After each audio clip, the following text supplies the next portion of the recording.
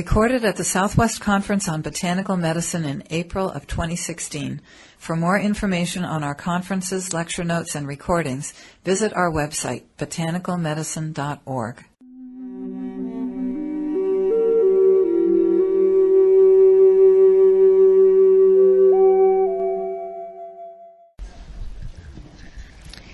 My name is Joanne Sanchez, and I am the individual who began the medicine gardens here about 18 years ago. And first I would like to introduce the three of us who will be making this presentation on the Ayurvedic medicines for today. And so this is a current student in the Western Herbalism program at the Southwest Institute of the Healing Arts, where we have a 2-year Western Herbalism training program.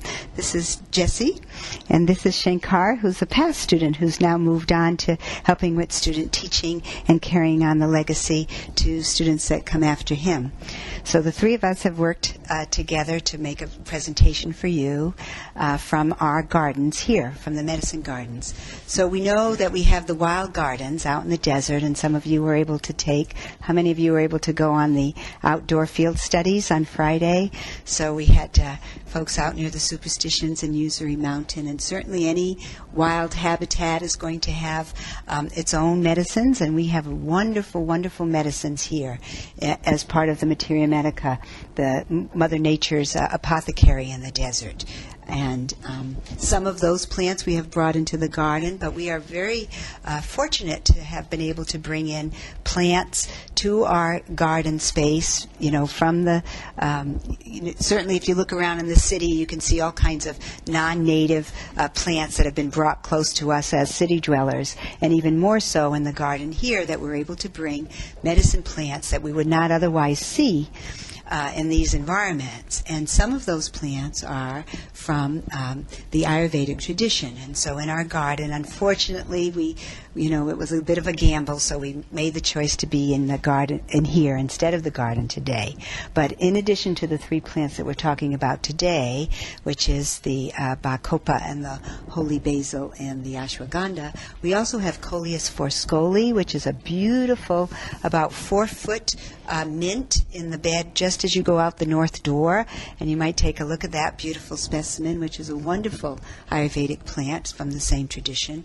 And we also have Gotukola, which many of you may be familiar with, and that's in the covered bed. So there are more Ayurvedic medicines out there that we might have had a chance to look at, and I'm sorry that we didn't all collectively get to go visit those plants, because now it looks dry, but just a moment ago it wasn't. But we did bring in some live specimens for you all to see. So we are very happy to be able to caretake the gardens here.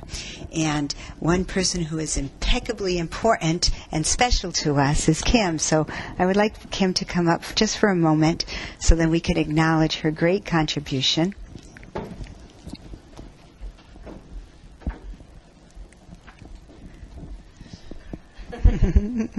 So this is Kim Bittner, and Kim was a student in 2009 and has been caretaking the garden for a number of years now. And without Kim's co-relationship and due diligence and wonderful dirty fingernails and the way she loves and the plants caretake her, they have a wonderful, wonderful relationship, and I have seen that grow over time. And so one of the biggest things that I hope students that come to this school as well as the Southwest Institute that I hope doesn't get missed is the opportunity that happens and blossoms and grows when you are intending and doing the giving your presence and being there with the plants. And so Kim has been the extraordinary example of that in so many ways. And so she has been given gifts because of that, because of her willingness to come. And so she understands the plants and the way people, you might not have the chance if you don't take that chance. So I'm encouraging you all to be around the medicine plants, whether they're in a cultivated space like we have here. And without Kim's everyday digging and transplanting and pruning and harvesting and loving on, that she gets to get loved on back, huh? Right. Yeah. Completely. Yeah. So we are very grateful to have Kim as our garden manager here, so that someone is always watching the plants parents and the students get to learn. And anyway. Thank you so much, Joanne. Thank you. Thank you.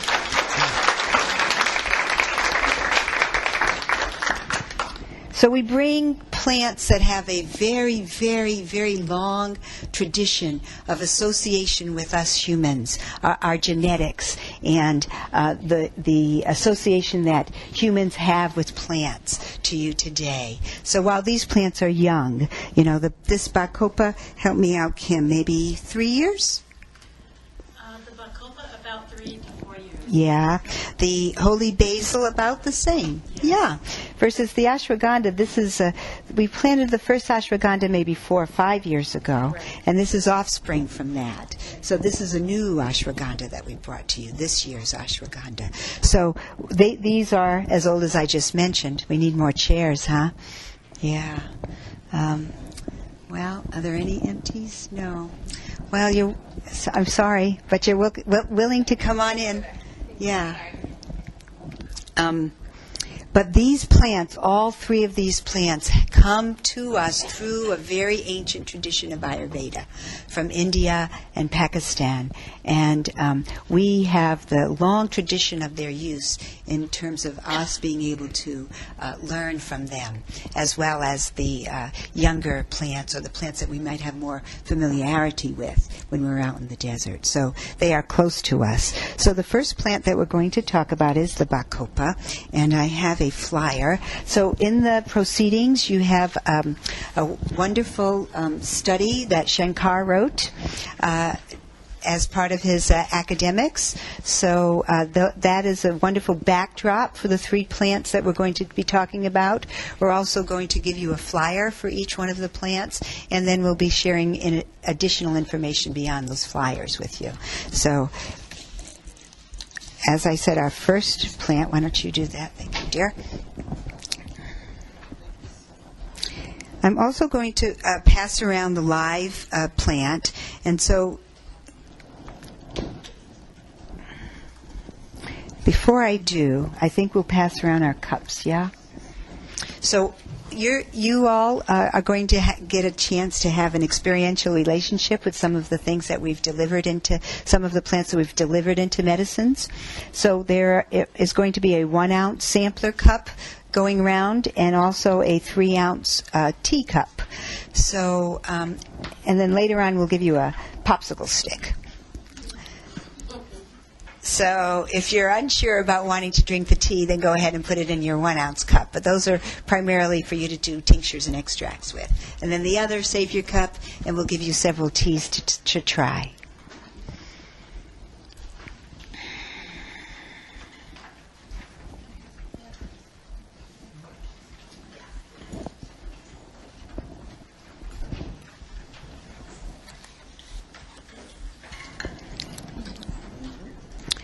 So our first plant, Bacopa monieri, is a plant in the Scrophulariaceae family, which is probably a very common plant that you might know that's related to Bacopa is verbascum, mullein. So the same family.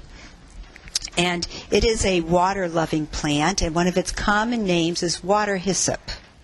And so we see that more traditionally used versus in contemporary herbalism, we usually see it being referred to as Bacopa.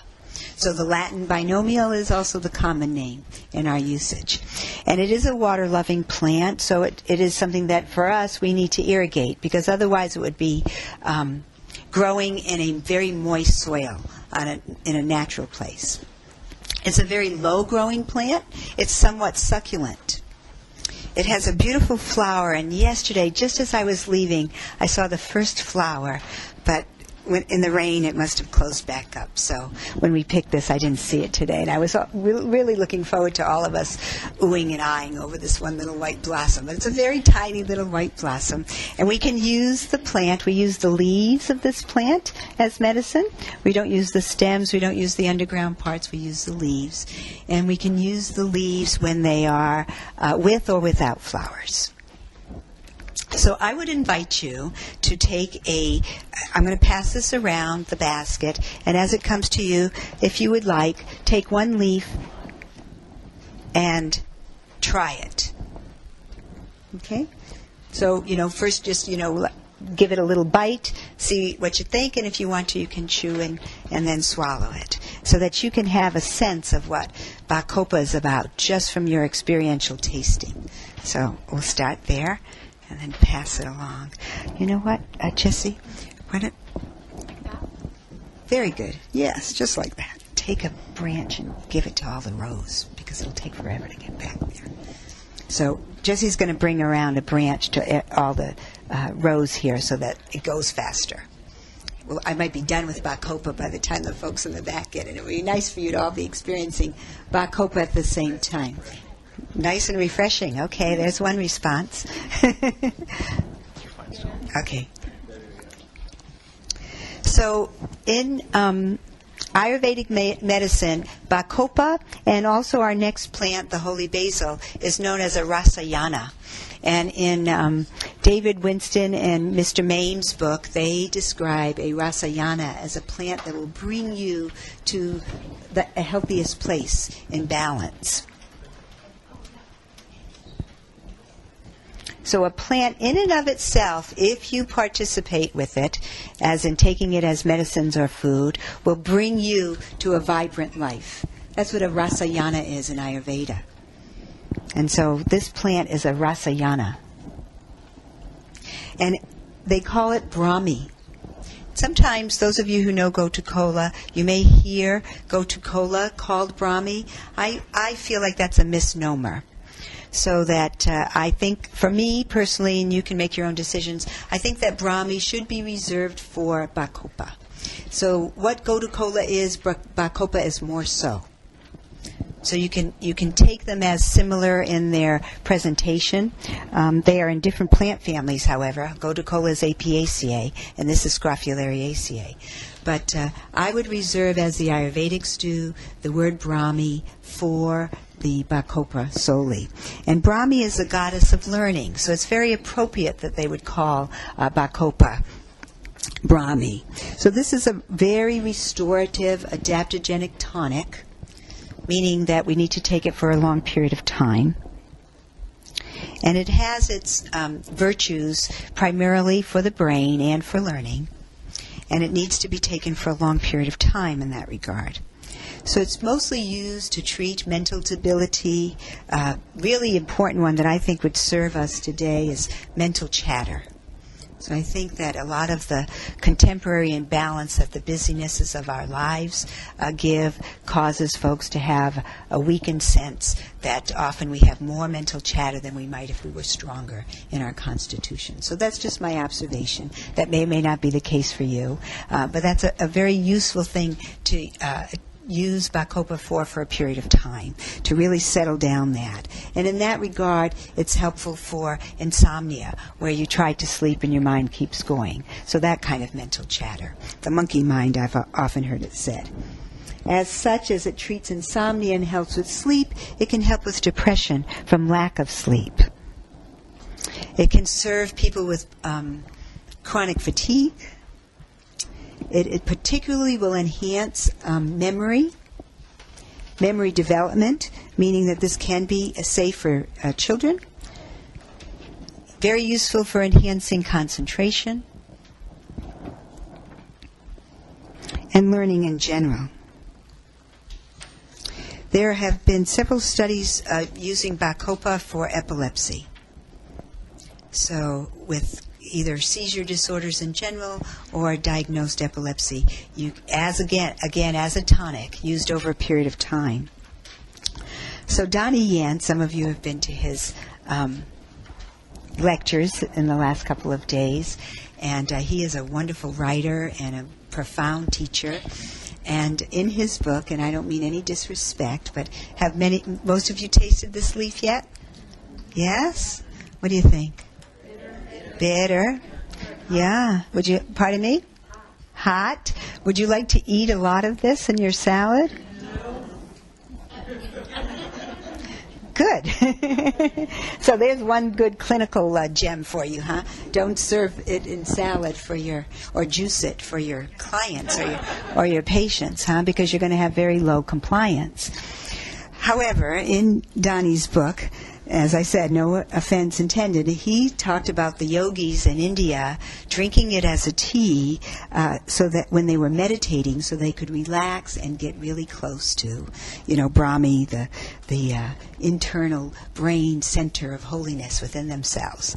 I can't imagine that they did that. I made that error once when we first started growing the bacopa, and I worked with the Botanical Medical Club here at SCNM, and we made teas, and we wanted to do learning, right, and concentration and enhancing the brain because of how hard the students work here. And we put it in a whole big batch of wonderful tea otherwise, and no one would drink it, So we learned right away, do not put bacopa in our tea blends, because it's just not palatable as such. So anyway, perhaps these yogis were practicing some really strong discipline in addition to their yoga and meditation by drinking this tea, but I think that I would say to all of us, we probably want to pick a different delivery system. So we want to know the part of the plant that we're using, and we want to know what delivery system to use it in. So we're going to scratch tea for bacopa. However, we did bring you some samples of things to try. And as I talk, I think you can start to try some bacopa tincture. So we have both fresh and dry. So try them and notice them.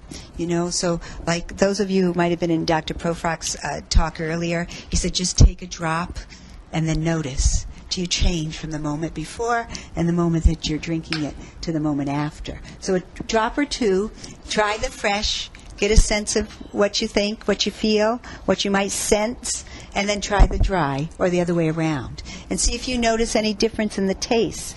Your criteria to evaluate the quality of the medicines that we made. And I want to give credit. The fresh medicine was made by Herbal Vitality, by Yvonne Rochon. So if you are into getting a very high quality, professional line of botanical extracts, Herbal Vitality makes beautiful medicine, and you will see. Your criteria to evaluate the quality of your medicines is the plant itself. So now you have already met bacopa leaf, bitter, the full extent of the flavors that come with that, the succulence in there. And now you have something to evaluate the quality of the bacopa against. So your criteria of evaluation will be that leaf that you tasted. Okay. So now, granted, this tincture is not delightfully blended either, and if you add other tinctures to it, you're just going to ruin them. You're not going to improve it so much. It's kind of like Larea that way. But you are much more likely to get compliance in having to do a half a milliliter or a milliliter in a small amount of water, which is the best way to do the tinctures, than you would trying to get someone to drink a half a liter of tea. Agreed? Yeah. So this is the delivery system that is best, and it's the primary one that we're showing you today, so that you can take away a clinical dispensary idea. So take your bacopa as a fresh, preferred, dry if you don't have the fresh plant material, extract. And your dosage strategy to support and improve learning in both children and adults, to support the traditional Ayurvedic claims all have to do with cognitive enhancement and protection of the brain. So increasing learning and concentration and enhancing those qualities, but also it is neuroprotective for the brain tissue itself, that information comes into play when you're thinking about the aging process.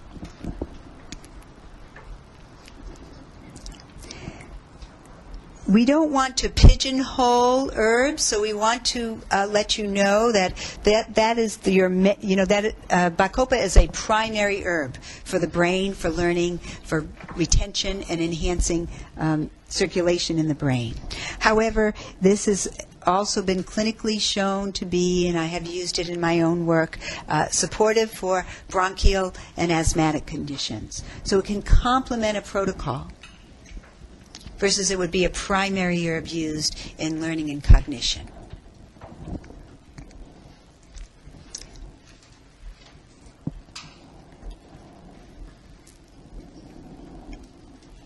So the way that the bacopa protects the brain has to do with affecting the stress hormones that would have lose the antioxidant support in the brain.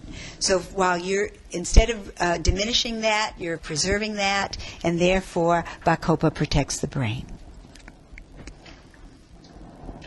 It also has a wonderful capacity to stimulate GABA in the brain. So this nutrient, if you will, neurotransmitter, is enhanced and therefore has a calming effect on the brain. And that explains why it will be helpful in learning and cognition and also helpful in the sleep mechanisms.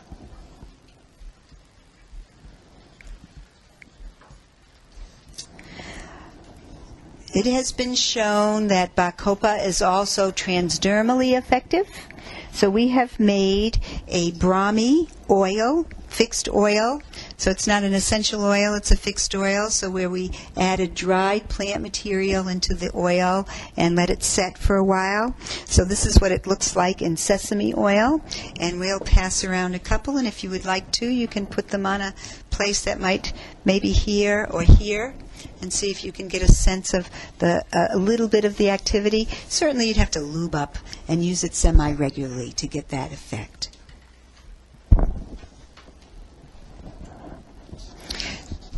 So you will notice on your handout that we passed out, you'll see on the bottom the delivery systems that we've used for the different herbs that we're going to be speaking about.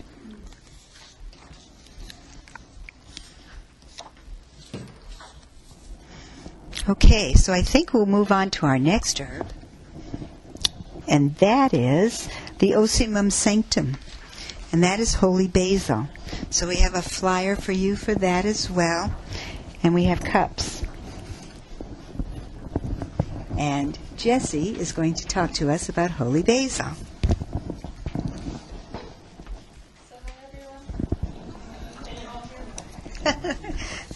Hi. Sitting room only.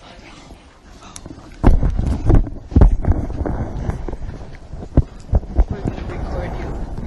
Excuse that.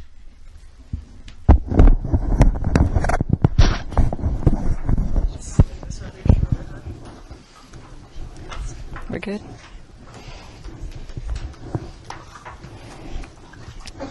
All right. So, holy basil has a couple common names, also known as Tulsi, sacred basil, and or holy basil. The Latin binomial is going to be Ocimum sanctum. There are going to be two different variations of the holy basil itself that can be kind of misleading. I do kind of butcher the second name, so bear with me. It's Ocimum gratissimum, I believe. So as the plant actually goes around, you might be able to see that it has square stems. It's going to have small, slightly edged leaves. And then when it is in bloom, it's going to have a small white or purple flower to it. So with the variations of this plant, there are going to be three, like I've said. There's going to be two different types of variations of Ocimum sanctum, which one of them will be the Rama Tulsi, which has the green leaves and is the most commonly cultivated here in the U.S. We're also going to have the other sanctum, which is going to be a plant with purplish leaves, but it will look pretty similar. So for the third, it's going to be Vana Tulsi, which is the Ocimum gratissimum, and it's a perennial that grows actually wild in India. So in Ayurvedic medicine and Hindu, this culture is actually worshipped around that entire country. It dates back over 2,000 of years and is commonly used in temples, weddings, christenings, and just generally in gatherings of religion. So there are a couple stories. They are very, very short. But one tells of the plant as the transformed nymph Tulsi, the beloved of the Hindu deity Krishna. Another would be, it represents the embodiment of goddess Lakshmi, who was the spouse of Vishnu. So those are going to be some of the gods that are commonly found in the Indian traditions. So, let's see. This plant is supposedly connecting the domestic world and the spiritual worlds in the Hindu culture. so that is one of the main reasons why it is worshipped. In Ayurveda, it is considered an adaptogen because it helps our body cope with stress, kind of helps us make us a little bit more relaxed. And it is also considered the elixir of life. So it helps longevity, protection, purity, serenity, harmony, fortune, happiness, and health. So with physical conditions, this plant, I don't feel gets enough credit here in the United States, but India definitely gets a little bit more. It can help with anxiety, diabetes, asthma, bronchitis, headaches, heart disease, fever, insomnia, and a variety of different skin conditions.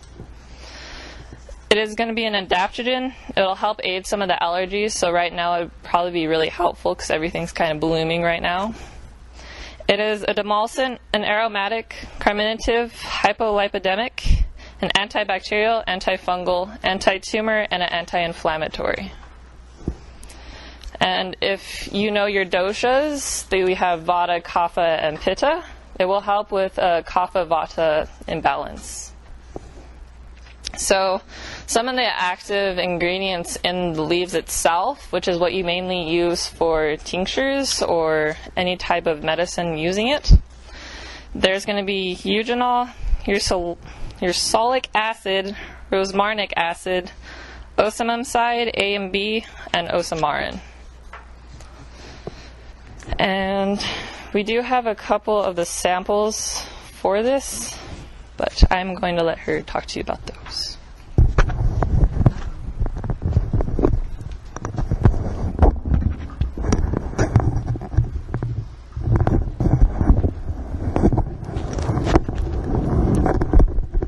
Thank you, Jessie.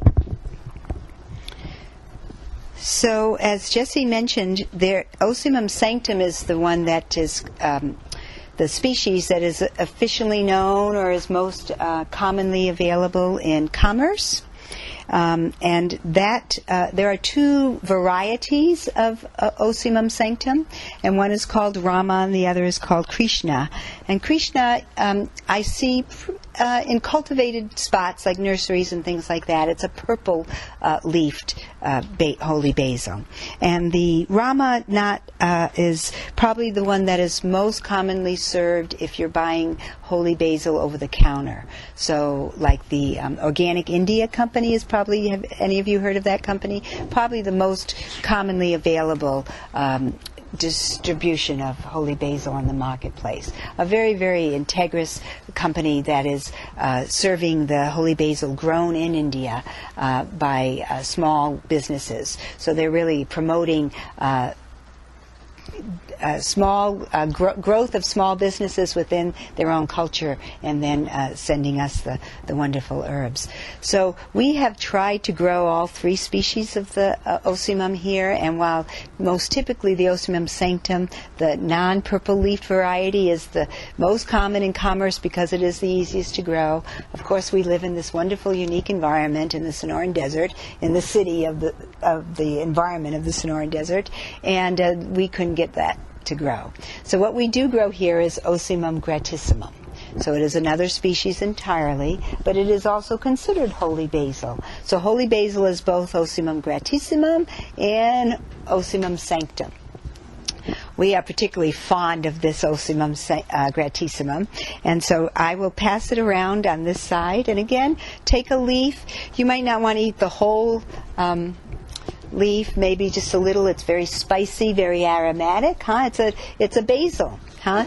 So if you are into, and it's a furry basil, so it's got a little pubescence on the leaf, so that may be more than you want to take in as a whole one, but break the tissue a little bit and smell it and get a sense of the holy basil. And then, as we do, you all have a cup. Everyone has a teacup? Okay.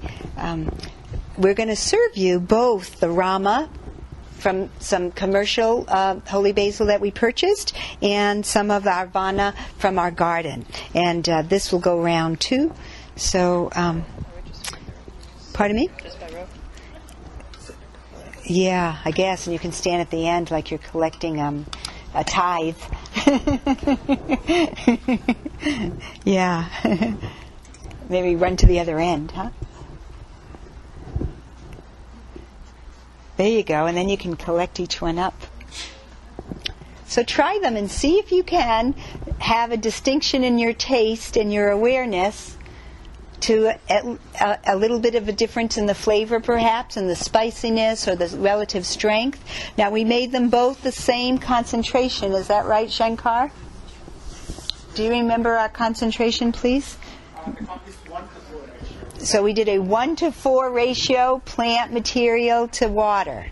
So if you like it this strength, then this gives you an idea of how to do that, whether you're using tea bags or bulk tea.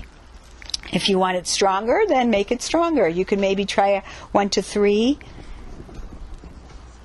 Here's a plug for growing your own. This is an herb, because of the high quality and the sacredness of it, is not so cheap in the marketplace. So a box of 20 or 24 tea bags might be up to $6.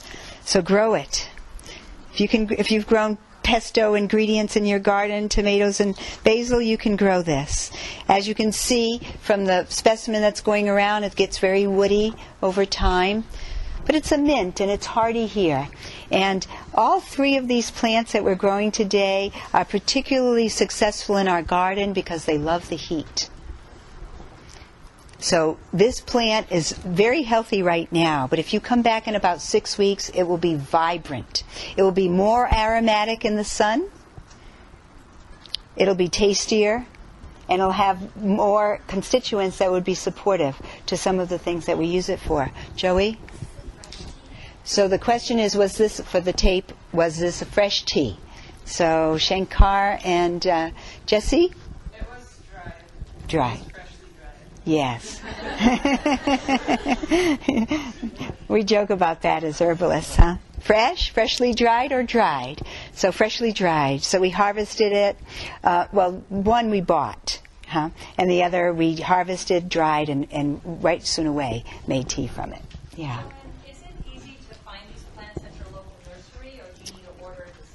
Yeah, the best, well, I suppose you could do it online, and the company that we most utilized for seeds and starter plants is a company called, they just changed their name. They used to be Horizon Herbs, and now they're strictly medicinal, and they're in Oregon. And so they're growing 4, 5, even 6 or 7 generations of some of their medicine plants. And it's good to know, when should you start something from starter or seed. If you can grow something from seed, do that. But if it's going to be hard to get something started, then you could buy starters. And they're pretty good at what's available is the way to go with them, So that's where we got all 3 of the species that we tried, the 2 varieties and then the gratissimum. And this was the one that is hardiest here. Yeah. So I have not yet seen them in local nurseries. Yeah. So the thing to think about, or to be aware of, or to kind of, how do you wrap your head around the adaptogenic effects of holy basil? One, what is the delivery system? So we served you bacopa and a tincture. Yeah. So now what are you doing? You're drinking a cup of tea. This is traditional. This is effective. A water extract is the way to do this. It is most effective. So you could do an Ocimum Sanctum tincture for convenience and maybe for compliance, but the way to do this therapeutically is through water. So over a period of time, the character or the nature of Tulsi has to do with congestion. So Jesse so splendidly gave you all of those actions, huh? Those, can you memorize all that? I can't. But it is truly a gifted plant, and hence that was evident in Jesse's list. But the way to think about it is, what's the first organ system we think about for congestion? The lungs, right, the respiratory system. So we start there, huh? So loosening and transporting mucus for asthmatics, allergies, rhinitis, infections of the chest. Supportive in that regard through the volatile components, the terpenes, the aromatics of the holy basil. But then we can think about, yes. Yes.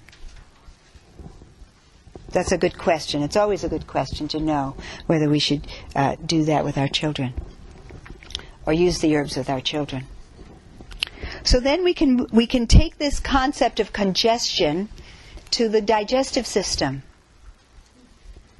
as well. So we're not so much saying that this herb is, as an adaptogen, they are by nature going to be systemic in their actions. So we don't narrow or pigeonhole the herbs. So we think of what is their action. How do they work? How can they serve us? And then apply them to that action within the physiology, which could be in a lot of different places. And so in this case, yes, it's in the respiratory system, but it can also be in the digestive tract.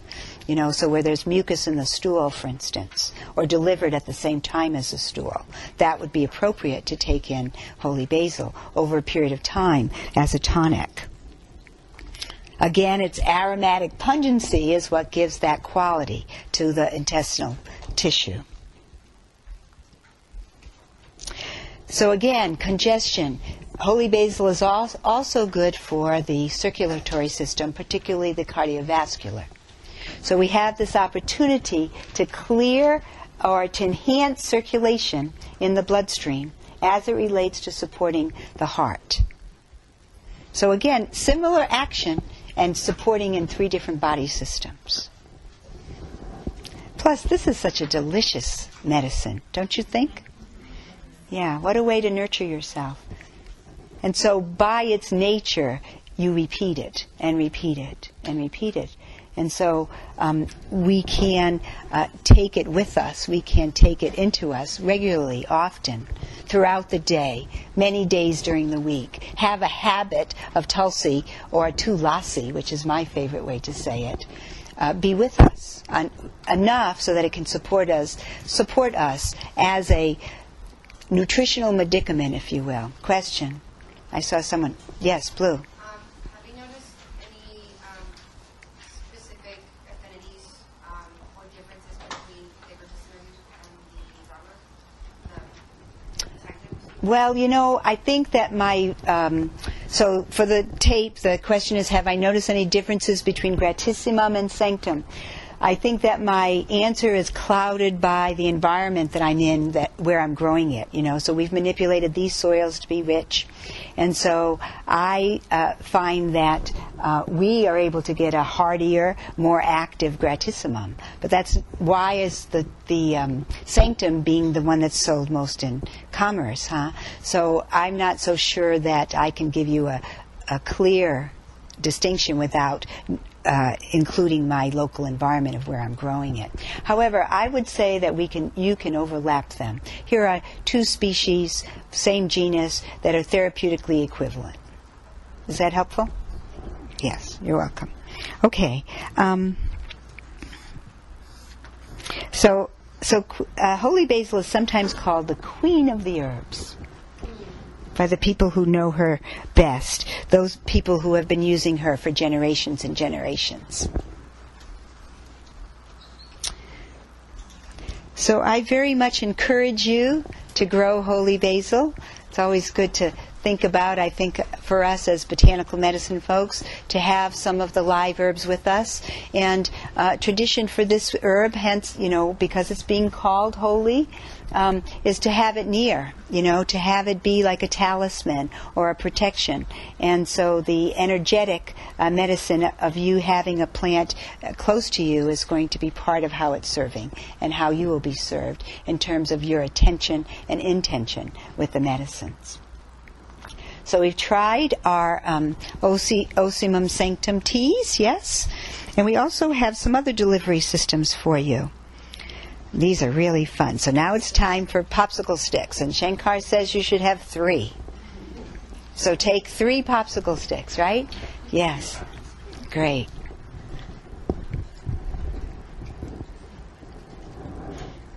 So we would you like to tell us a little bit about the traditional ghee delivery, Sankar?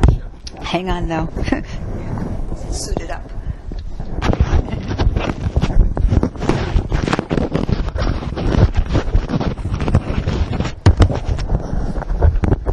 There. Okay. Thank you. One of the traditional ways in which herbal Ayurvedic medicines are given is through ghee. Ghee is actually clarified butter, and this is how it looks like. It is butter that is heated to a higher temperature, and then it is caramelized, so the milk solids, it is just the milk solids are removed and all the moisture is removed.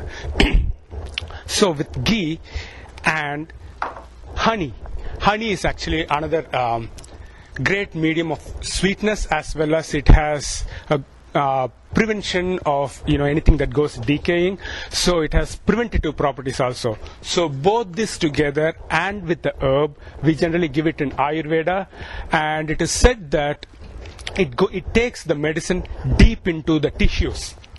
In Ayurveda, there are different layers that they see. The body tissues, like dhatus is the word that they use, and for that ghee is an excellent medium of transmission to take the herbs deep into the dhatus.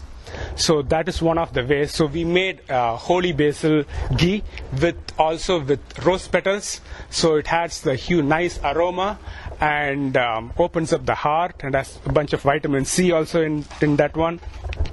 So that is the traditional way of taking ghee with holy basil and with honey. The formula is equal parts. All the three are in equal parts: ghee, honey, and herb, any kind of herb. Later on I'll be talking about ashwagandha. We made ashwagandha ghee also with the same thing. So, thank you. He'll be back.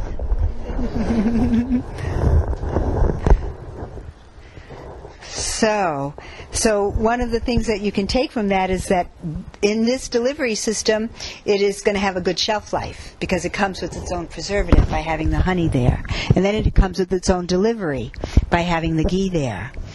And so we ground the fresh holy basil and then made this process for you. So has anyone had a chance to try it yet? What do you think?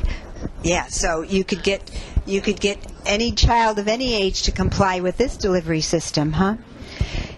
This speaks to me of the wonder of the ancient healing traditions, huh? So the Ayurvedic medicines were often delivered in powders, in ghees, and in honey. So the association was, when appropriate, like a food, huh? Nourish. And by way of nourishing, you build and you strengthen and you enliven. And when you're taking something in this delivery system, that's how you're feeling about it, right?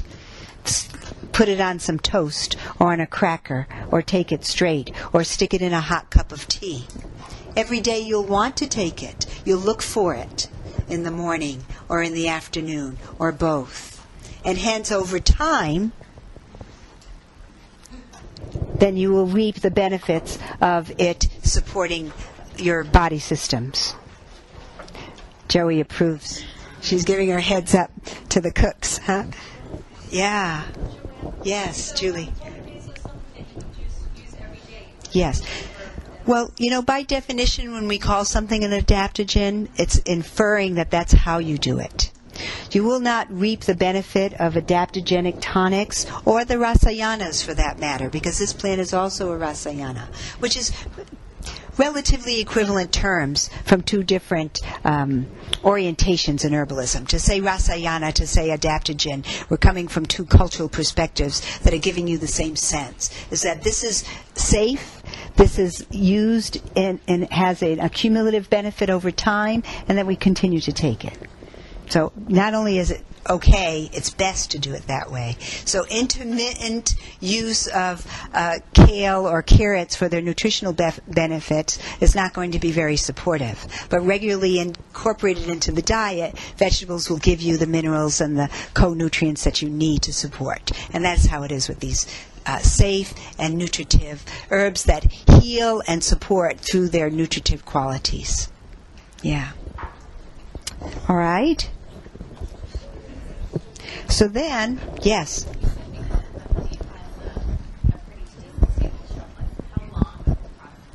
So the question for the tape is, because I mentioned about honey having preservative qualities, the question is how long?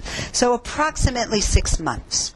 So, if you're sick or you've got a child going in and out of that and sticking their saliva back into the jar, that's going to shorten it. But otherwise, yeah, honey is about a good 6 months stabilized. And if you haven't eaten that jar in 6 months, then you're not benefiting from it, as an adaptogen. But if you made a big supply, or you were producing it in commerce, then that's what you're thinking about in terms of use-by dates. Yeah. So we also made, from our holy basil, we still have some more delivery systems. So I mentioned its use in asthma and bronchitis. We made a respiratory blend that Shankar made from his understanding of the constituents as well as traditional applications. Yes? Respiratory disease, this traditional application with holy basil, ginger, black pepper with honey. It's a very strong tea. Stand close to me and then they'll hear you. It is a very strong tea with the ginger, black pepper, and holy basil. All these are warming, and it helps to remove the pitta in your lungs, and it will move the mucus also. So it's an excellent respiratory tea. Yes. So first we give you the simple so that you can get introduced, what the plant all on its own. Get some sense of who this plant is. What does it taste like? What does it feel like? How do you experience it? And now we'll give you a traditional combination that could be used for respiratory difficulties. And then you can taste the holy basil as the main character and its complements. And how is the holy basil complemented by those adjunct herbs? Yes, Debbie? Wheezing, yes. To help stop, it is not, it's more prophylactic, meaning it's more preventative or repairing. So it's not like you would use it if you had, yes, but if you had an asthma attack, it wouldn't be the herb to go to. There are other herbs to use for that. But if you have wheezing due to allergies or illness, then this could be supportive over the long process because it would strengthen and decongest the lungs. So you just want to make distinctions about what your expectations are for the botanicals in that regard. Honey? You talking to me?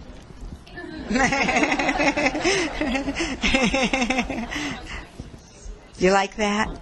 Yeah. I think I need a cup. Can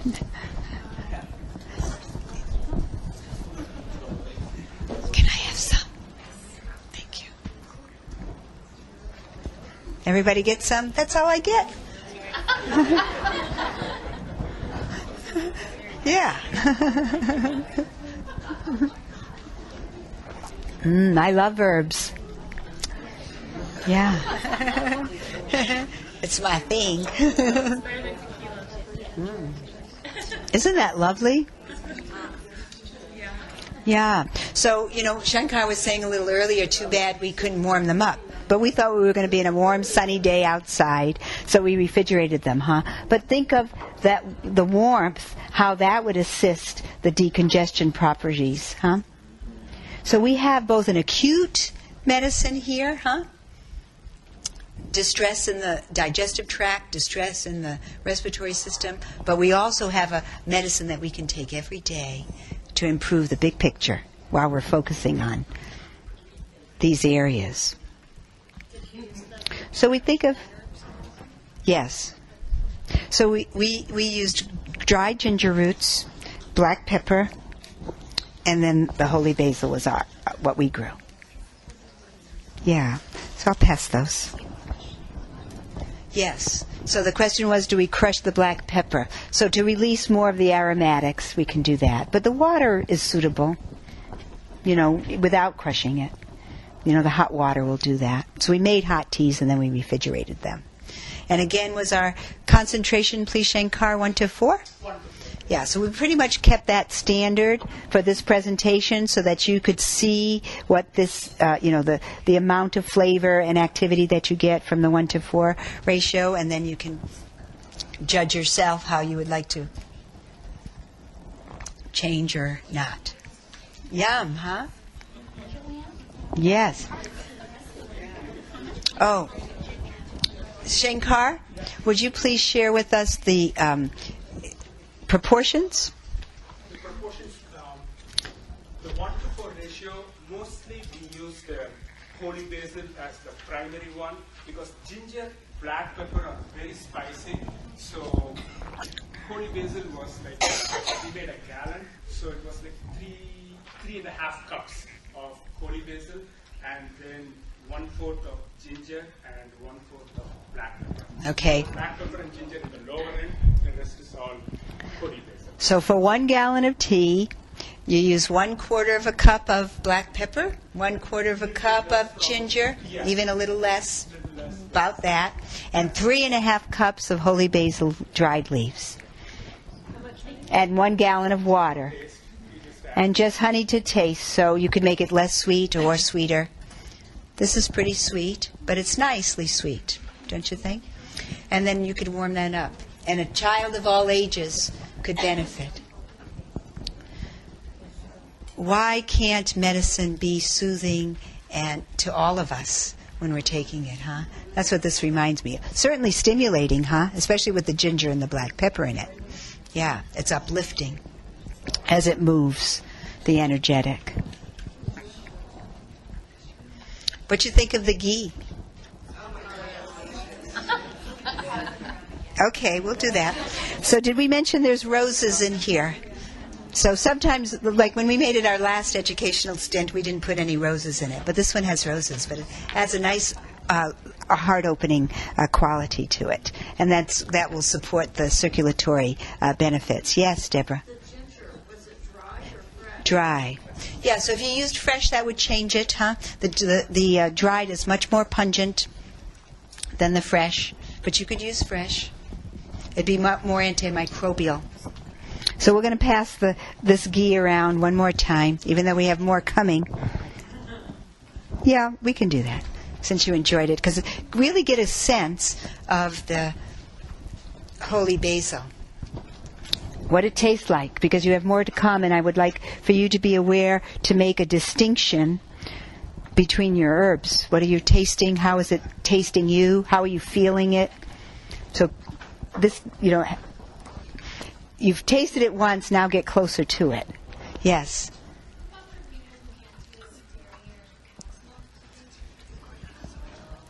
Oh, well, that's not tradition, and but you could try. You'd have to. Yeah, I mean, I would omit it altogether. But you could. So the question is, can you substitute coconut in lieu of the clarified butter? Yes. So you could try that, and you'd have to work with the consistency, and it's not so different, but it is more viscous. The coconut is more viscous than the ghee. So then you'd have to work with the consistency to try to get it right, and you probably could come up with it so that you could spoon it. But what I would probably do, it's a different fat, although coconut is, it enhances both transdermal and internal application, so you could try it. But what I would probably do is skip it all together and just do a honey, and just do a basil honey instead of a ghee. Yeah. Yes, Danielle. Is the ghee somehow because the milk solids are out of it? Yes. And it's not as, for those with the sensitivities to dairy, they can do ghee? Yeah. So I wasn't going to mention that, but thank you. So but if it's philosophical, then that doesn't matter. You see, so it's what is the reason why the person isn't eating the dairy? So right, the proteins are not there anymore because of the clarification process. But if it's a philosophical reason, then it's still the same raw material. So that's how you'd make your distinction.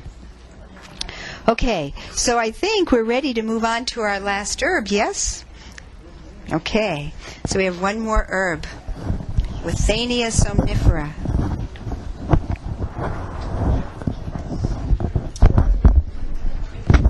Okay. No problem. Okay, I'm going to put it like this maybe, so I can. Oh, my hands. We've got a flyer coming round.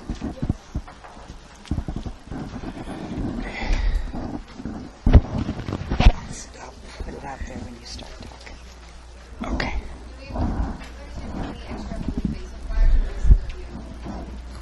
There are a few here. Few here.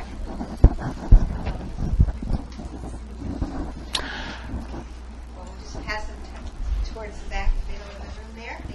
Thank you. Here comes some more holy basil flyers. Hello, my name is Sankar, and I'm first of all thankful to Joanne, my teacher, without which I wouldn't be here to share all my experiences with Ashwagandha. And I also want to share my thankfulness to my teacher, Brittany.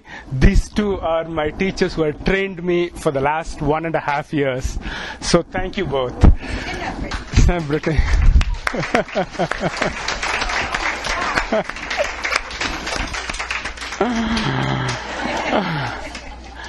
So today I'm going to be talking about Ashwagandha, Withania somnifera, its ethnobotanical use, modern uses, and also some of the scientific researches and some of my experiences with Ashwagandha.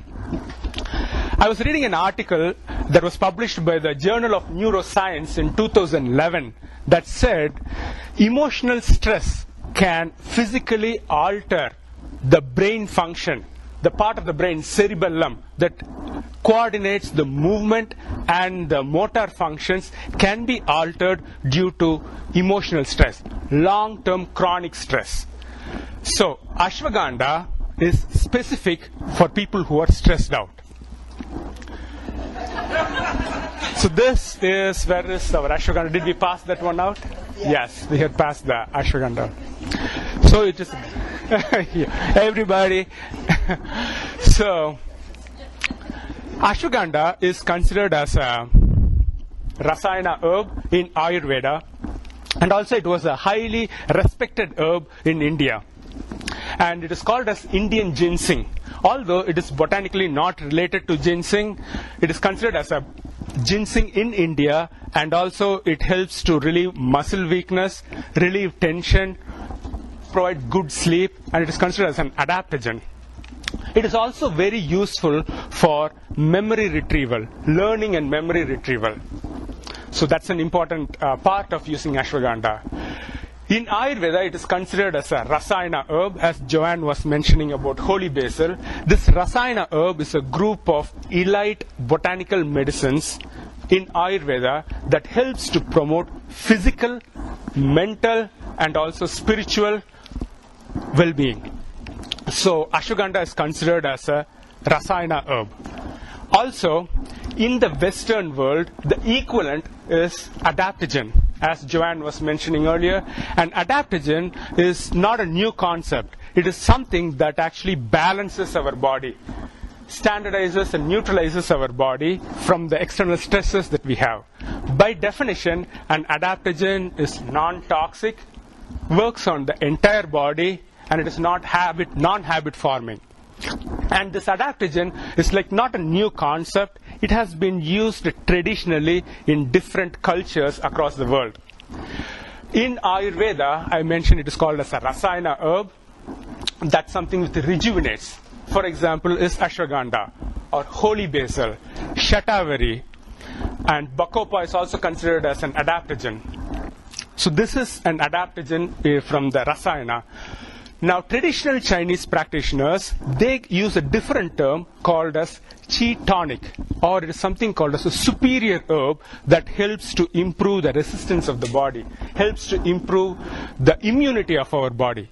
For example, our Asian ginseng is considered that one, and also he shou wu. Those are adaptogens that Chinese people use, the traditional Chinese medicine.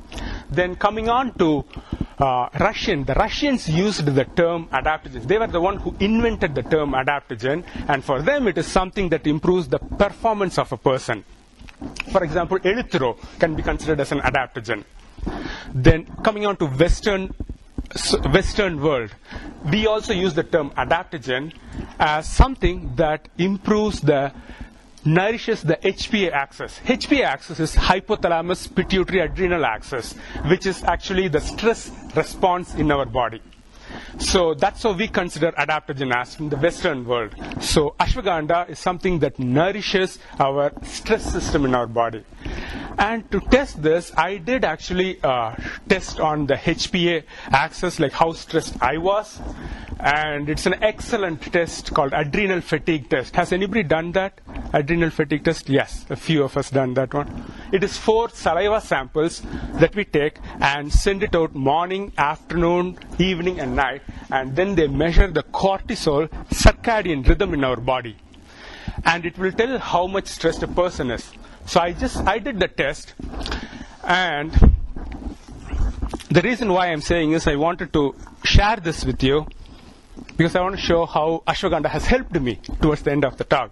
Mine was 36, very highly elevated. If you see the green bar over here, that is the normal.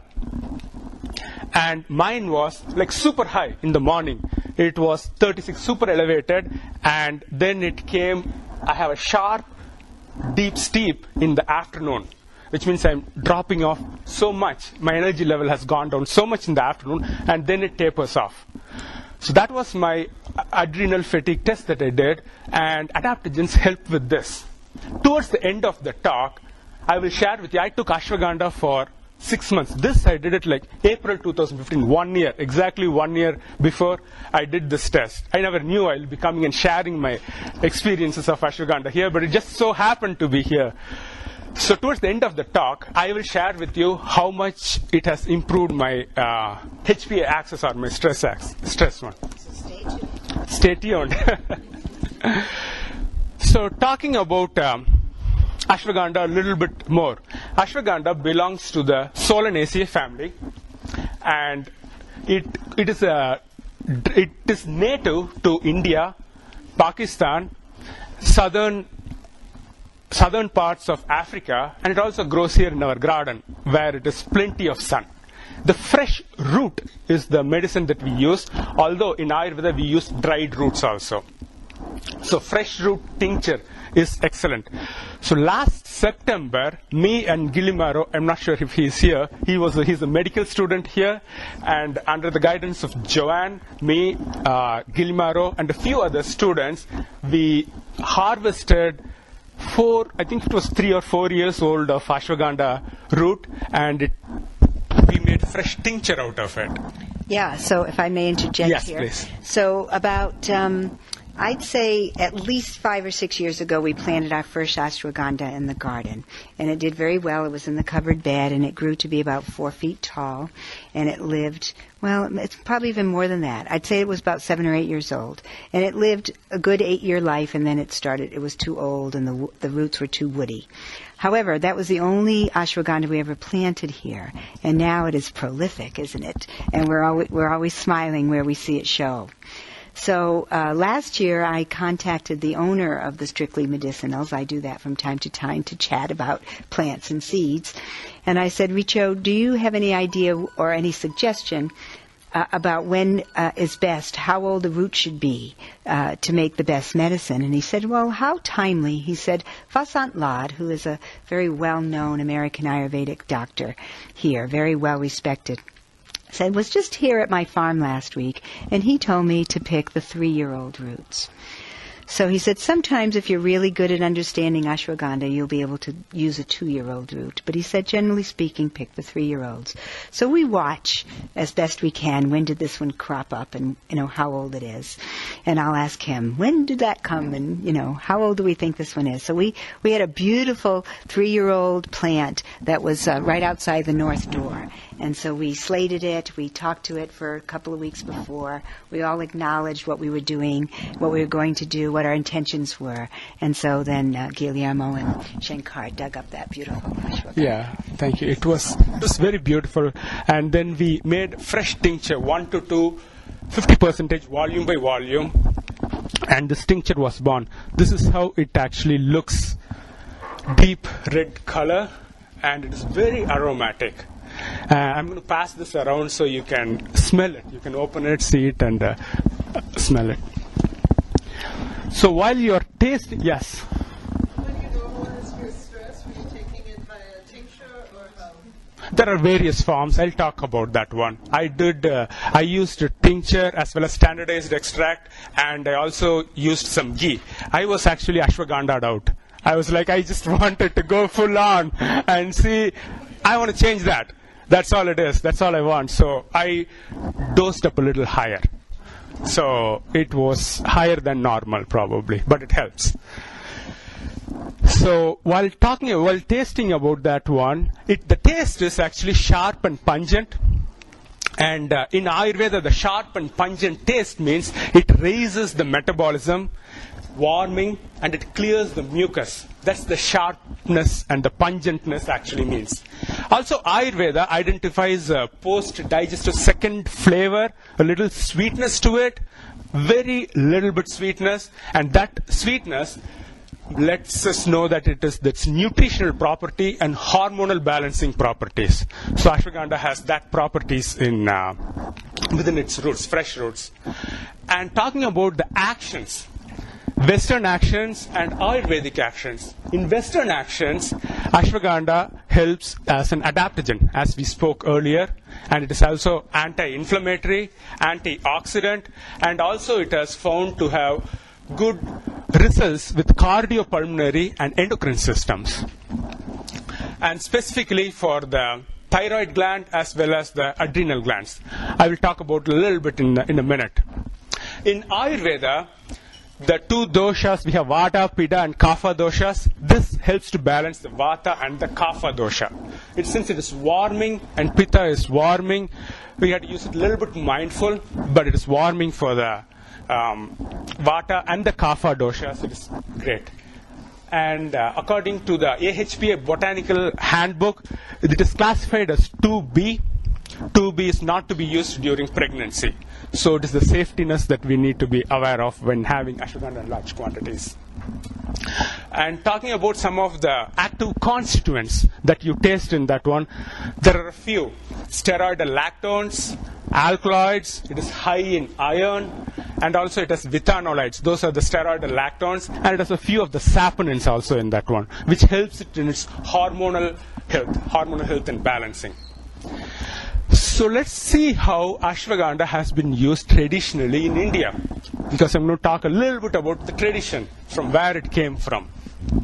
So in India, ashwagandha was primarily used for any kind of inflammatory disease that is going to help you with, like say for example, arthritis, any kind of a lung disease, all those things it kind of helps. It helps with those things. And it was also used as an aphrodisiac and to build up sexual energy for somebody actually. So ashwagandha was used primarily for that. And different parts of India was used in a different way. Like in north-eastern region, in Punjab, it was used for lower back pain. Also, in Sindh region, which is another part of India, in ancient India, it was used for inducing abortion. And also in the Rajputs used it for osteoporosis. And as I was talking earlier, one of the traditional ways is to use it with ghee and honey. Equal parts of ghee and honey were mixed, and it was given to people to improve their vitality and improve their sexual energy. So based on this tradition, we made ashwagandha ghee. Ashwagandha medicated ghee. We made it 2 batches.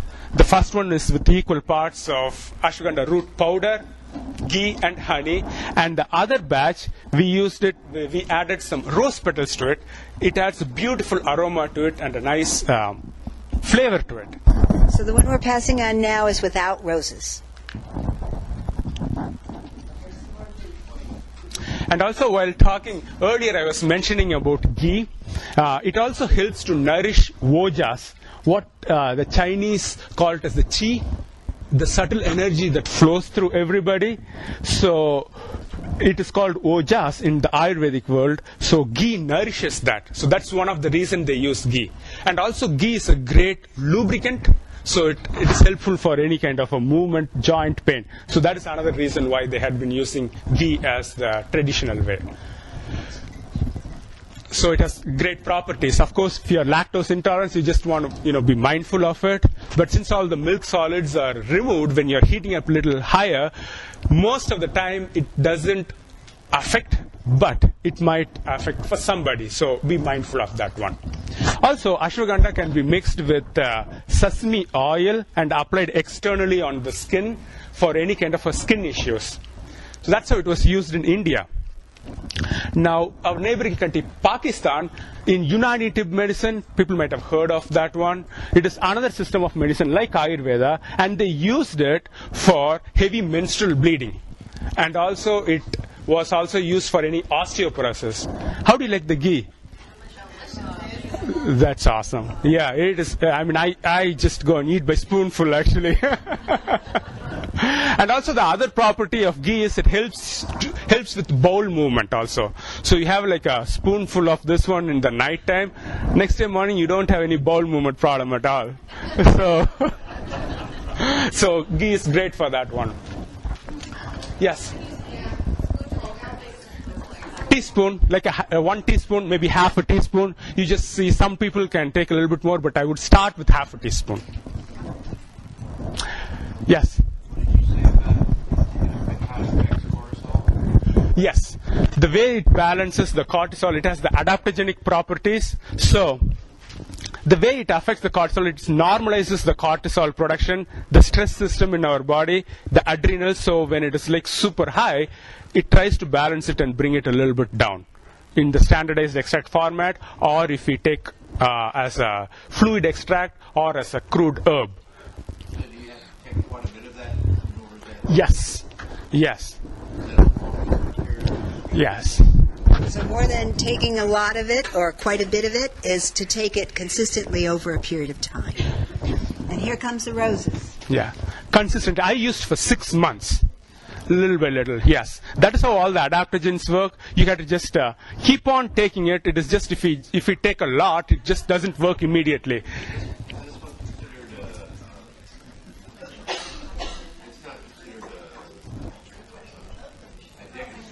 No, it's not addictive. For me, it was not. And all the literature that I read, I have not read it as an addictive. You want to just stop, you can just stop. Yes? Did you notice any side effects, like not side effects, but other positive benefits besides your stress reduction? I was able to sleep well. Much better sleep. I think a lot of speakers were talking about having restful sleep is very important for our, Kenneth Profak was talking about having good night's sleep, and David Winston was also talking about it. It put me to sleep. That's what it did. It gave me a good night's sleep. So my circadian rhythm was modulated. So that, and then my pattern got changed actually. So that is one thing. That's a side effect, good side effect. And yes.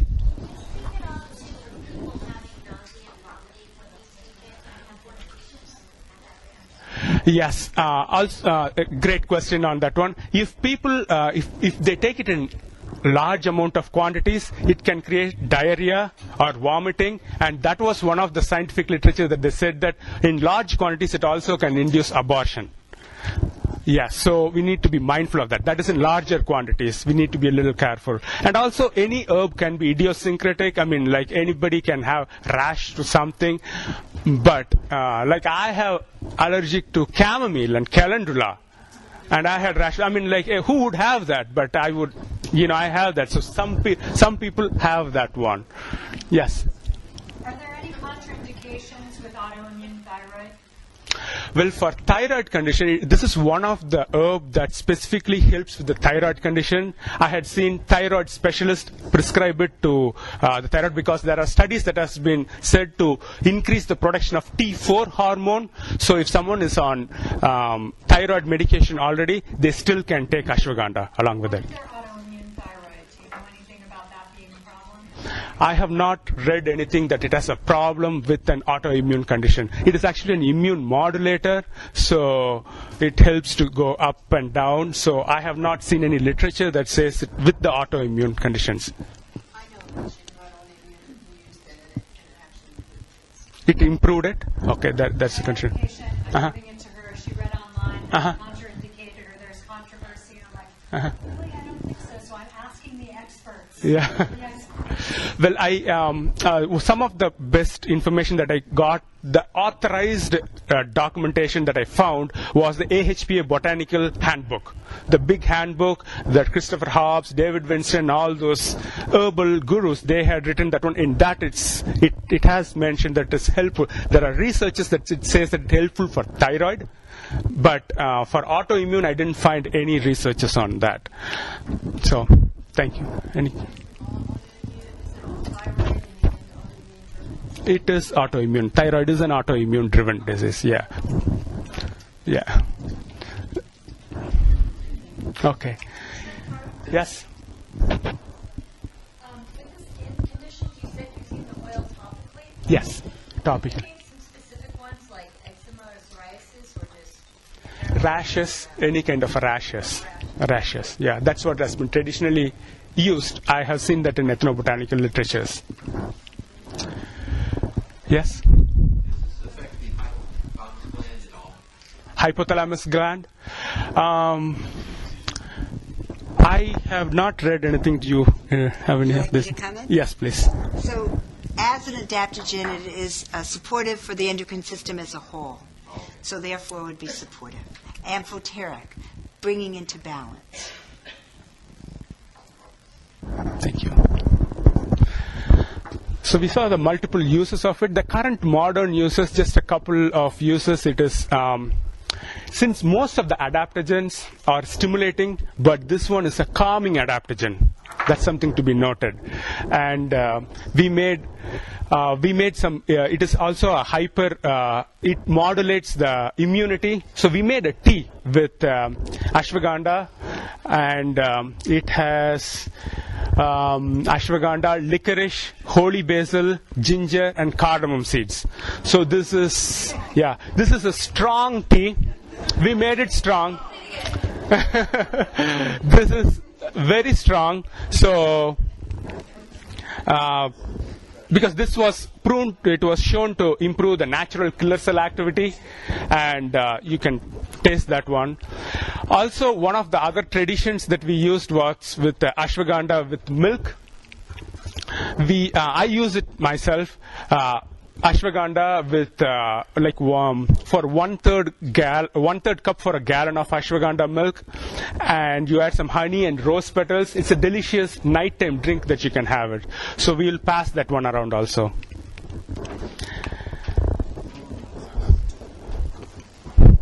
And before concluding, yes. Before concluding, I do wanted to show the results that I had after using ashwagandha for 6 months. Mine was from 36, it came down to 25. And also there I had a deep down there, and it actually almost modulated down here. 6 months. 6 months, yeah. And this is the graph that is, showing the comparison. So in 6 months' time, it had a tremendous effect on me. Have you done it at the year mark? What is it? Have you retested it? Yeah, this is after the test. After 6 months, I did the retest, and that was the test that I did that. So it is amazingly, it is helpful. So this has been helpful so much for me, and also as clinical herbalist, we help others all the time. We give and give, but are we taking care of ourselves? Try some ashwagandha. It will help you to take care of yourself, so you can also help everybody else. Thank you. Question? Is it a blood test or a saliva? It is a saliva test. 4 saliva tests. They do it in this college also. Yes. So how did you take it? Yes, I did. Yes, one of the things that I used was the standardized one called Cortisol Manager, and this is standardized ashwagandha root in it. And I also used the tincture. And milk, yeah. You want to see? They sell it in the medicinary. Did you all get to try the tea blend? Oh, it's making its way.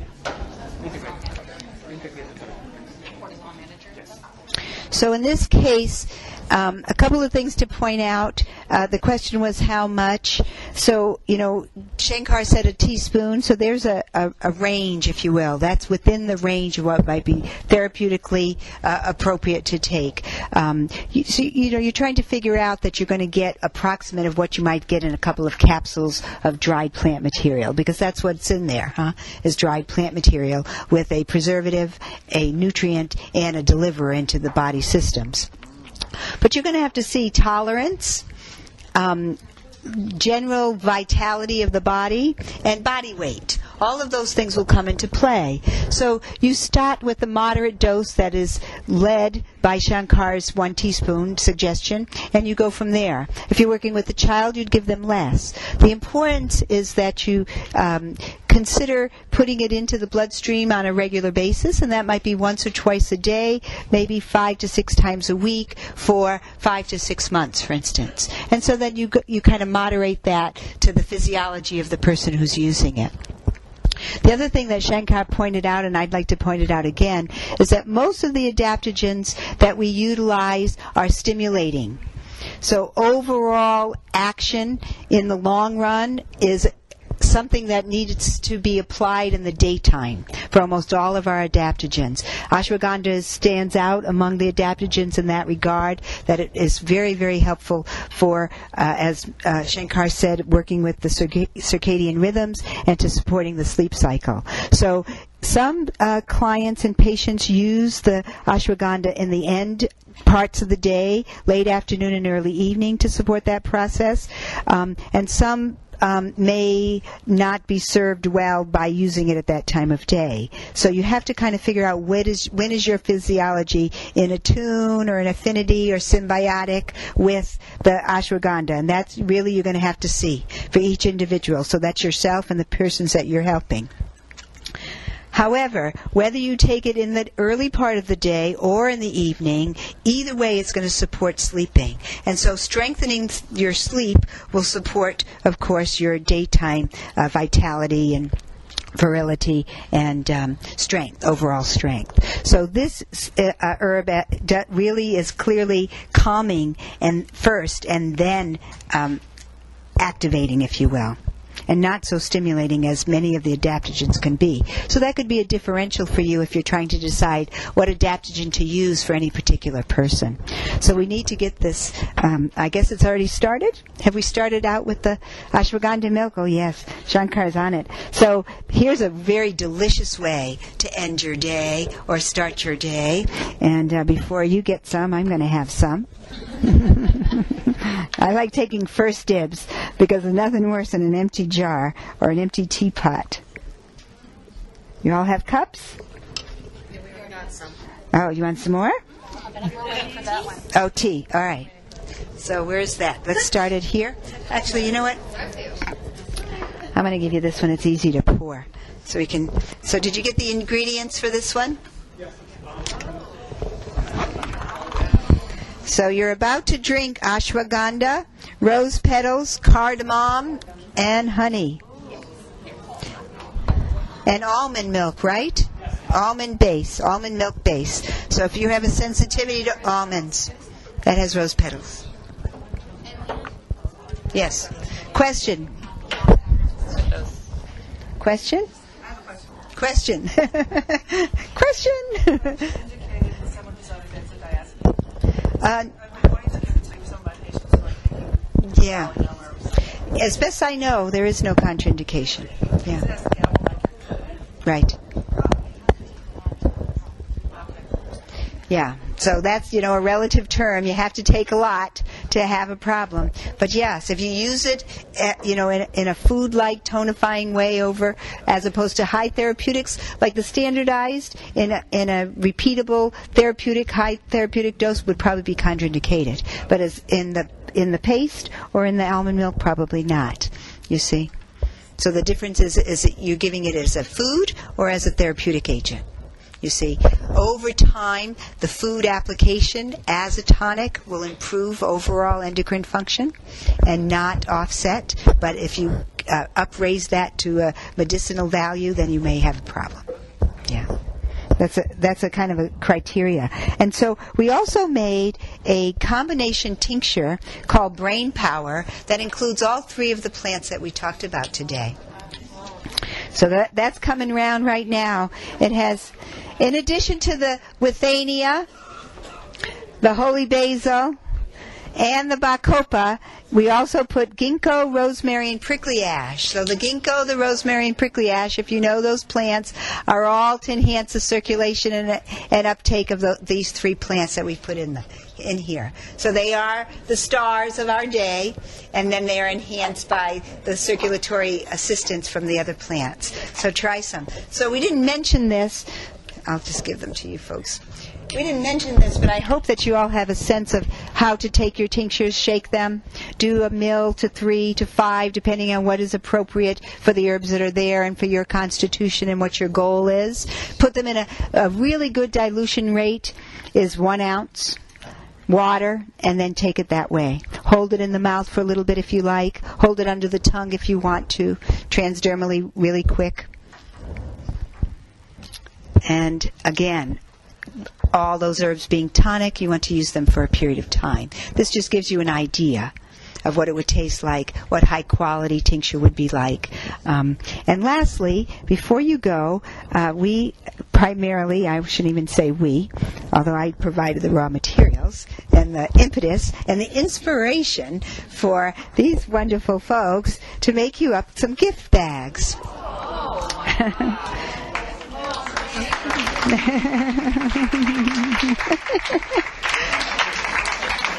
So you get to take some home, one each of the three botanicals that we have today. So you have some holy basil tea bags grown by our beloved Kim in our garden here in the desert. You have a oil of the Brahmi, of the bacopa, and you have a holy basil ghee. So I'm not quite sure how. Here you go, pretty lady. You can start to give those, and we have a lot more down there. So don't worry, there's enough for everyone. Yes, dear.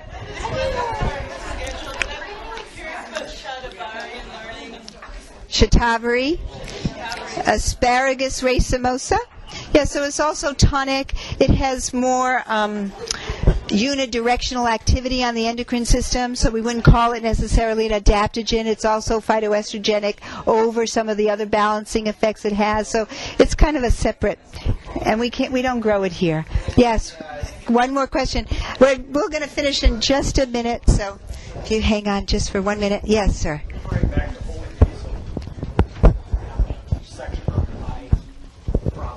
Yes. Yeah.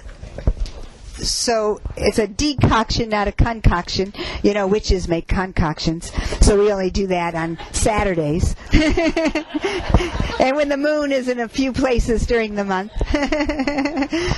I'm only kidding, of course. So a decoction is that but really you don't make a decoction, you make an infusion, because you don't need to boil the herb, you just need to boil the water. And then make sure it's strained really well, so that you're going to filtrate it through a very fine mesh. So anything that you would put in the eye, that would qualify for. The other thing is you want to make sure that you're using it freshly made, because water extracts don't have any shelf life, and then you don't want to expose the eye to any potential contamination. But other than that, it's a very simple thing to do. So you can and the stronger the better. That way you would use less. Put it in a pipette and drop it. Fresh or dry leaf. Yeah. And then make anew every day. So make small batches. Okay, so lastly, I would like to, am very much indebted to Jesse and Sankar for our ability to have this wonderful group effort.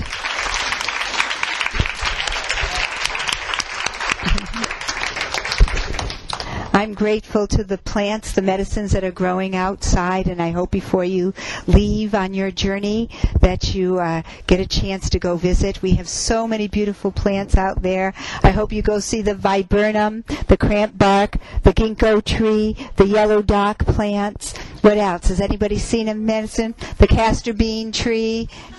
What have you seen, Pete? Have you seen any medicines growing out there?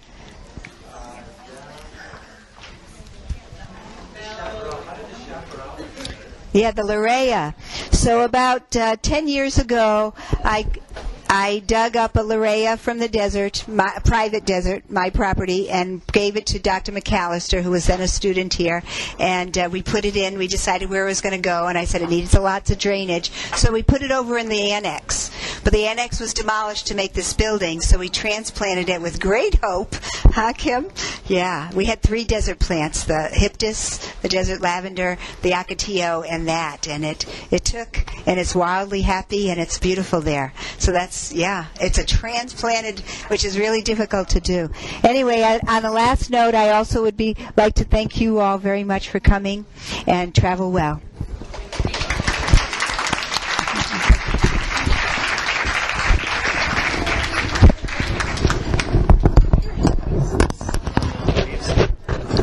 So it's some kind of insect. Oh, really? Yeah, laid its eggs. That was great. Wow. Oh, it looks like eggs. Okay, I think I'm just going to. Makes sense. Yeah. Okay, thank you. It's all over this one. Thank you.